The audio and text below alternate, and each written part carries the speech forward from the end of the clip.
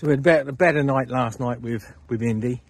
A lot better, a lot more relaxed. Chilled out quite quickly. Slept well, which was really good. He has got an aversion to the crate. But we're working on that. Getting him in and out. Making it as positive as I possibly can to get him in. But it's not me fighting him, it's him fighting me. So it's opposite to what you think. So I'm working on getting him in and out. So he sees it as a positive rather than a negative. But that's just something we need to just continue to work with. It's not a biggie. So I'm out, continuing with your lead walking. Back and forth, up and down here again, just for 5-10 minutes. Then I'm going to introduce the long line work with him. We're going to move him forward onto the long line today. So it's bit by bit, but yesterday was a good sign. He walks, like I said, pretty nice on the lead anyway.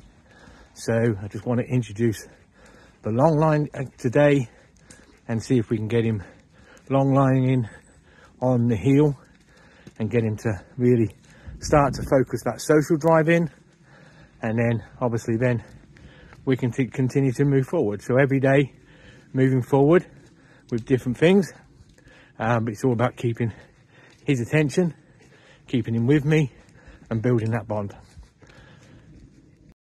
There is a huge difference between walking your dog on the pavement, up and down, around the streets, as opposed to walking them across a field, like the one I'm on.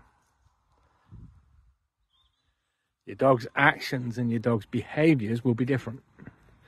So if you're training your dog on lead walking, streets, things like that, it's great. You're probably getting it, you're probably good. And the moment you get to a field or some grass, your dog's more likely to switch that drive instantly. And that's what's happening now with Indy. So I need to do exactly the same as what I've been doing with a short line to start off with, and then build him up onto the long line. Not just go instantly to the long line. If you get to a park and you give the dog a long line, you give a dog a flexi lead straight away, then the dog switches straight away and disengages from you. You don't want the dog to disengage from you. You want the dog to engage with you. So I've got to give him just a few minutes, maybe 10 minutes, just to engage with me on the short line before I give him that long line. Does that make sense? I hope so, because at the end of the day, that's where the challenges are. That's where the challenge can be, is that transition. Because any trainer can come out and say, look, I can walk him up and down the street, absolutely fantastic, look at that. And then you go out and you go down a park and your dog's completely nutcase. It's just as mad as a box of frogs still. And that's the problem, is because it hasn't been transitioned properly, or your trainer hasn't told you how to transition that properly.